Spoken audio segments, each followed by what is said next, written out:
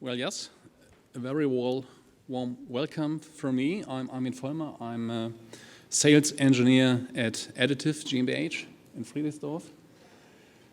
I'm, besides Mathematica, responsible for the chemistry-related software products like ChemDraw and ChemOffice.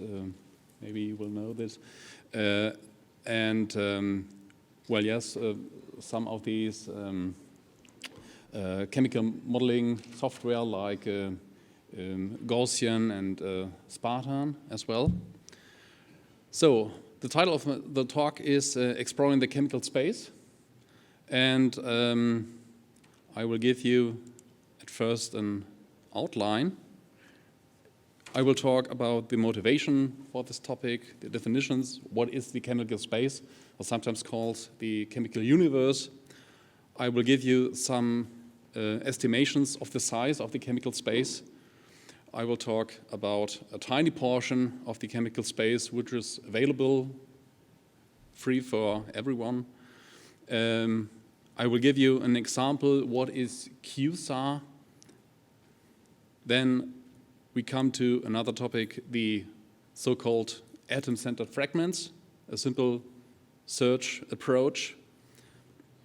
And on the last slides, I will talk about some or how you can build hierarchies of chemical classes, and this is an application of cluster analysis. And in the very last slide, I will give you an overview how can you access external sources and interfaces. So, what is the chemical space? According to Wikipedia, the chemical space is the space spanned by all possible molecules and chemical compounds. Sometimes several authors called this, or is calling the relevant chemical space, but this is highly problem dependent. Maybe if you talk about natural products only, or only organic molecules, or some polymeric specific structures, or maybe metallorganic species. Well, this is very important. Almost all small molecules have never been synthesized. Maybe more than 99%. And therefore, the chemical space is a somewhat virtual one. Okay, the fields of application is typically drug discovery, catalyst design, and material science. Okay, let's have a look at the size of the chemical space. So, the known chemical space is, let me start at first here, maybe chemical data. The built-in comment in Mathematica tells me, okay, we are here with roughly 44 kilo, and I have here a list of the known chemical space, which means open access source only. The PubChem database has about 3.25 times 10 power 7 structures and so on. ChemSpider is roughly in this amount and so on. You have Think. Think is a very popular database, and many others here listed. And in July of 2009, there are about 50 million organic and inorganic compound substances registered in the Chemical Abstract Service, CAS. Okay, and now let's come to the virtual space. And these estimations vary over a wide range.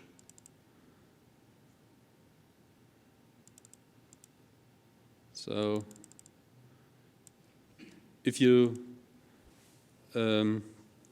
if we talk about computer-generated structures up to 13 atoms with carbon, nitrogen, oxygen, sulfur, and chlorine, for instance, there is a database with about 1 billion structures, and as an example, the number of all possible proteins from the pool of 20 proteogenic amino acids, we have a number of 20 power to 200 structures, maybe.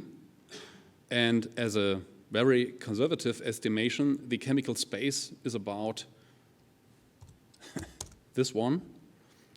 And in comparison to that, I will ask Wolfram Alpha, what is the number of the atoms in the universe?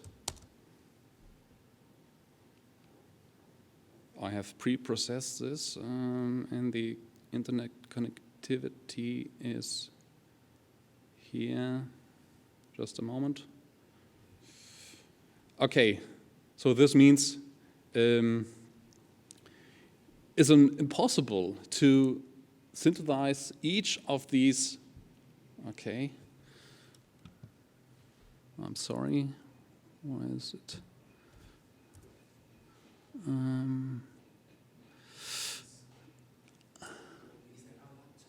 Yeah.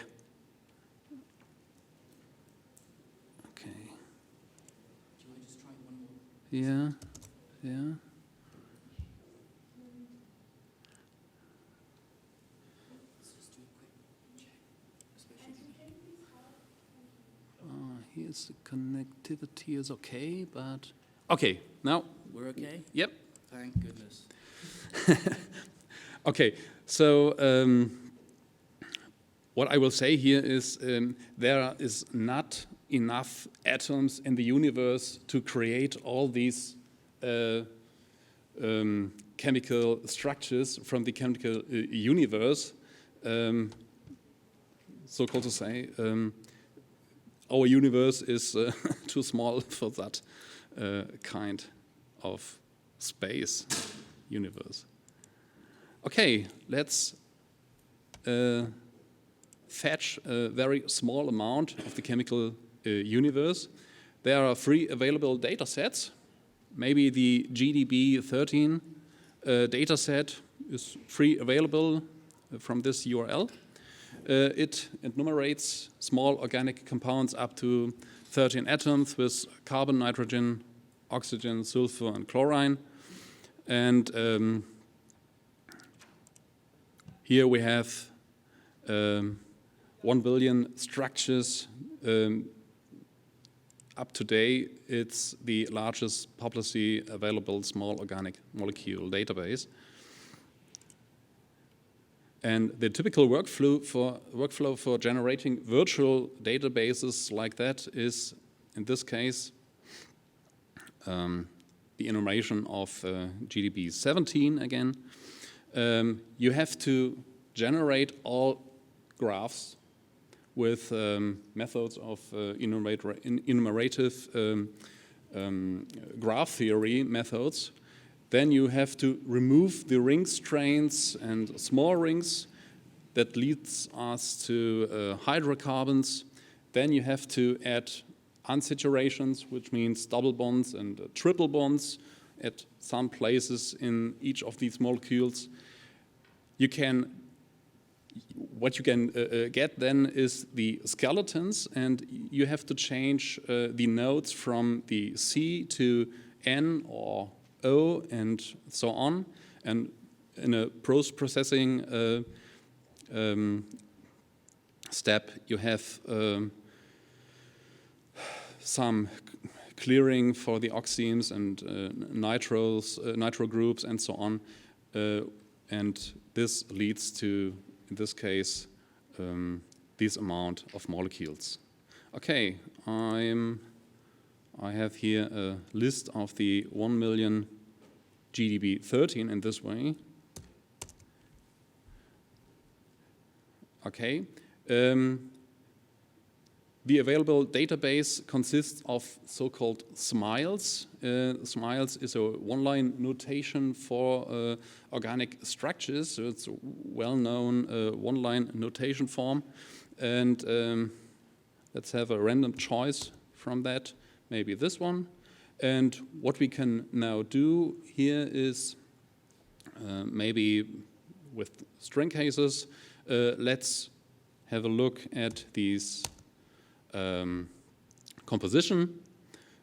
In this case, 1 nitrogen, 9 carbons, and 2 oxygens, and so on. And if we look at these other structures, in this case, we have, of course, 1 million carbon containing structures, and this one oxygen containing, and nitrogen, and so on. And as an excursion here, if you ask yourself why not simply generating these structures per sum formula, well, this is possible, but several of these sum formulas are not valid. In this case, you have to do some graph theory.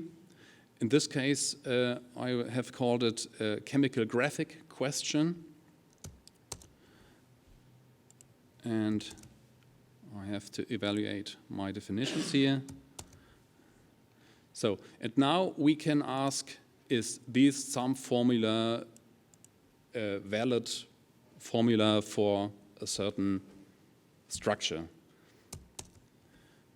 At first, we have to generate the degree sequences and then ask for a valid formula. In this case, no, because it has too much hydrogens here.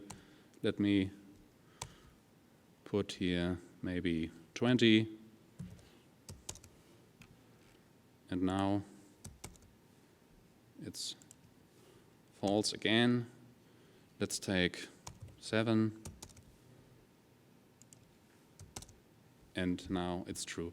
This is very naive way of generating formulas, but in Mathematica it is very simple for validating some formula if you have one.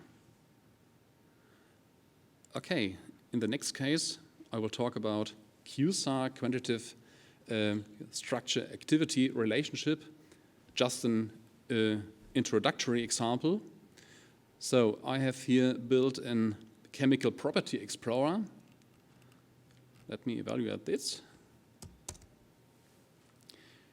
QSAR is one way to compare one property with another one, and you can make correlations. Okay. You can make correlations with any modules, maybe here cubic polynomial. We have the melting point on the x-axis and the molecular weight on the y-axis, and a very pure correlation, but I can choose maybe, let's have a look at the alkyl halides. Something better. Okay, this is just first an impression what is possible in QSAR only with the chemical data database.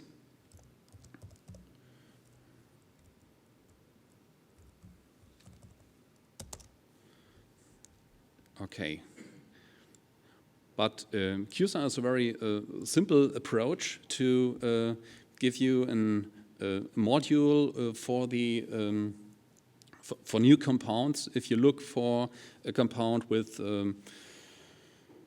let me say, 20 carbons and 1 oxygen and 2 sulfur and so on, you can build with this correlation in a structure, and you can go to the lab and synthesize this one.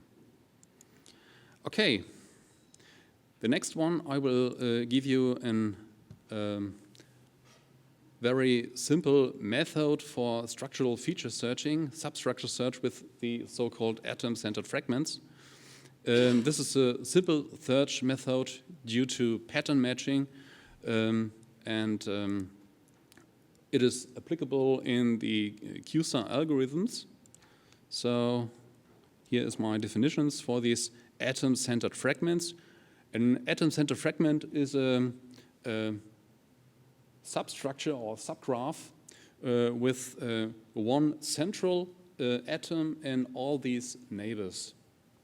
And what I'm doing here is I take all these centers with its neighbors and list this maybe here for dihydroxyacetone, which gives us this list. And now I'm able to search for certain criteria. In this one, we have carbohydrate-like structures. Carbohydrates, as you maybe know, are structures with this sum formula. And in a naive approach, you can search for this sum formula in the chemical database. In this time it's true, of course, and with the usage of the ACFs, I can define an own function, in this case carbohydrate question, and again, of course, carbohydrate question tells me this is true, and we can now take all the predefined classes of Mathematica data, chemical classes, carbohydrates, and searching now with pick. And I have here a list of all the true carbohydrates. Okay. So what is now with similarity search? Similarity, especially based on the atom-centered fragments, is a simple but very fast way to search in databases or subsets from that. You can compare structural features, this time fragments, and this is applicable for many other property vectors, maybe NMR signals and spectra and chromatograms and so on. Recently, there was an approach with the so-called molecular quantum numbers, these are integer value descriptors, which consist of atom counts and bond counts and so on, polarity counts, topology counts. And with these MQN, you were able to correlate all the available structures, and this is suitable to tackle the vast amount of the chemical space. Here's the literature. Okay, at first I have to define a helper function. We have to remove the hydrogens and make a definition of a metric, this time based on Tanimoto or Jacquard distance. And our similarity is defined in this one. And now we will compute the similarity between, in this example, heterocycles. Okay, what is a heterocycle? Heterocycle is a chemical compound with nitrogen or sulfur or and so on, ring member. At first, I will evaluate this cell. I'm looking for the chemical data heterocycles. So there are about 4,000 heterocycles, and the real heterocycles, which means I will remove now the terminals and so on, and the hydrogens, and we are getting now this list. As you see here, only real heterocycle structures in this case, and now let's do computer similarity, maybe in this case, between pyrazine and pyrimidine. In this case is 2.6, roughly, and we compute now for the entire pairings of the real heterocycles.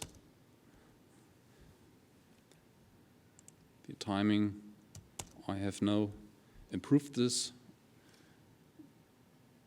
What about 18 seconds?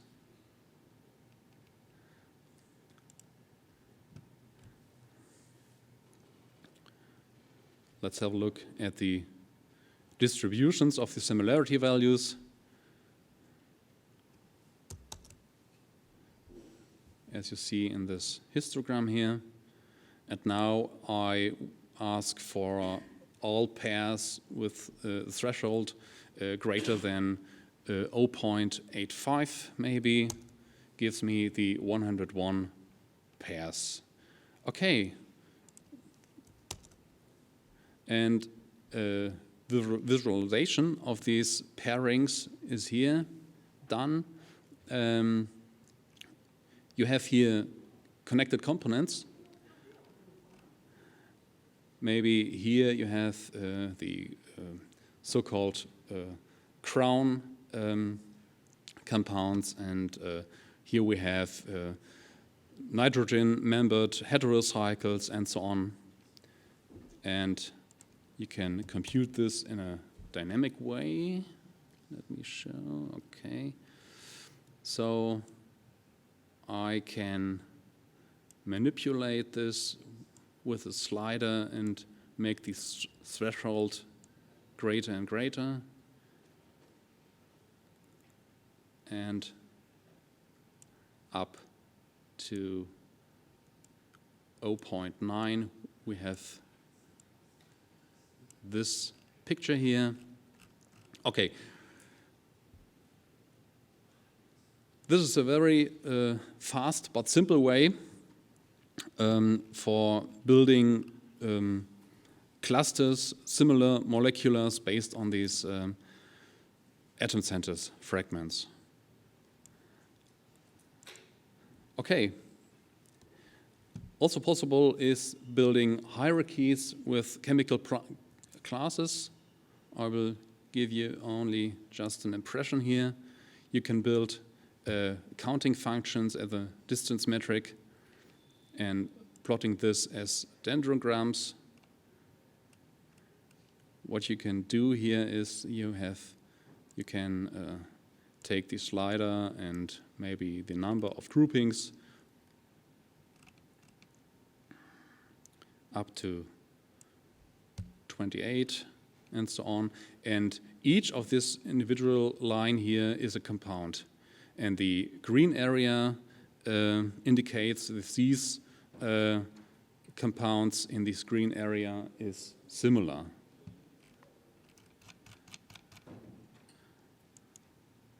Okay. The last slide, I think. How can you access external sources? You can take the CampSpider maybe as a web service.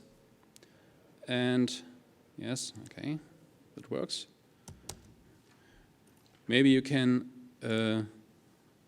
convert the so-called INCHI to the CampSpider ID and construct a hyperlink. Maybe if we have connectivity now, this leads us to this website. You have here Toluene, maybe, in this case, and so on. You can fetch data from the PubChem. You can make similarity searches as well here. And last but not least, the ChemExpert database. In this case, I have a list of imidazole compounds from the chemical data, and each of these are hyperlinks to the ChemExpert service. In this case, this. Well, I hope you have an impression what is the chemical space, what you can do with Mathematica, and how can you build your own models and exploring and drill down in these very large amount of structure collections. Okay, thank you.